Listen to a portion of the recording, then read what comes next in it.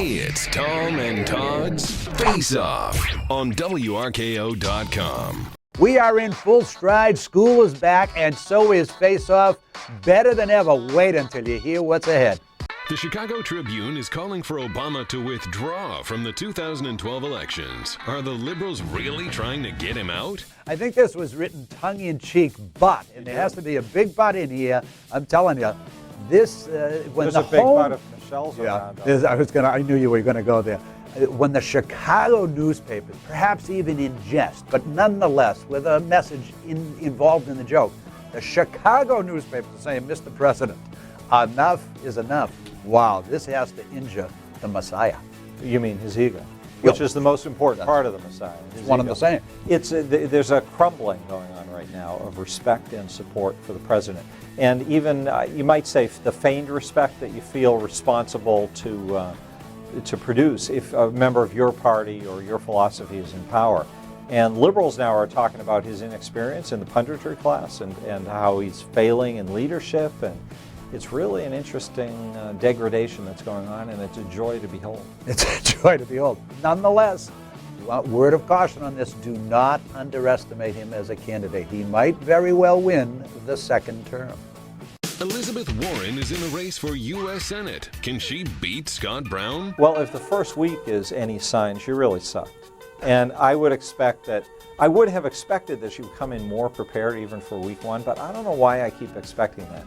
Politics is a really disorganized business. It's very entrepreneurial, and I'm sure the White House pressured Liz Warren hard to get into this race because all they cared about was Duvall wouldn't do it, so she was the next best thing.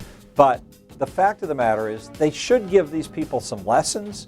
They should have given her a little time being badgered by some phony reporters to get a feeling for what it's like and to understand the bulldung lines that she's supposed to be delivering. She wasn't very impressive last week. Todd said the same thing about Charlie Baker, and I do think it's hard for somebody who's going through their first campaign to come out really looking like a major leaguer, like, wow, he or she put the bat on the ball. Nobody hits the ball like Big Potney in their first couple of at-bats in the major leagues.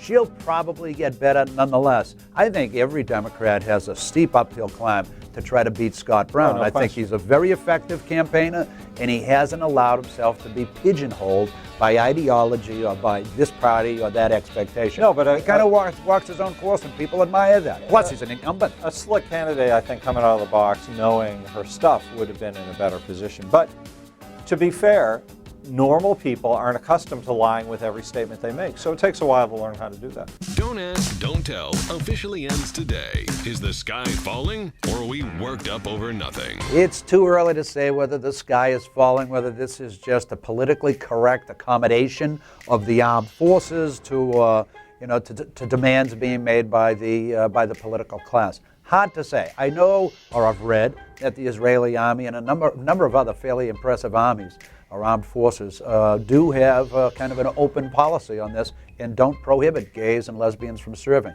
I think, I guess a gay or lesbian can fire the rifle as good as Todd or I can, and we'll see. I hope that's the standard and nothing more. You know how the feminist movement used to say that when women were in politics or women were running the military, we wouldn't have war anymore and we'd have a much more humane system of political decision making, and that's not held to be true, but I am optimistic that once gays have taken over the military, and I'm for an all-gay military, I think that'll be the end of war as we know. All-gay military? Well, if they want it that bad, why not let them do it?